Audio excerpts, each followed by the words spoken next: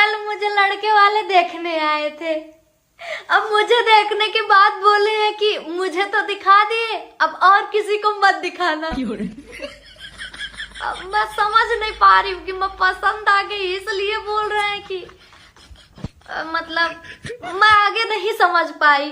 तो आज मैं खुश ही थी एकदम से, तो फिर आज वो लोग आए थे, पता नहीं क्या बचा रह गया था। तो आए तो मैंने उनसे पूछा कि ये बताइए कि मैं आपको पसंद आ गई।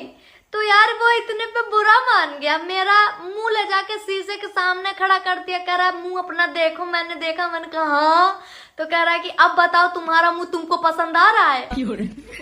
हम कहे ना, मुझे नहीं पसंद है मेरा मुंह, मुझे पता है कि मैं नहीं सुंदर हूँ, लेकिन तुम तो बोल के गए थे किसी को मत दिखाना। तो कह रहा है कि हम चाहते थे हमारा दिन बुरा गया तो और किसी का दिन बुरा ना जाए।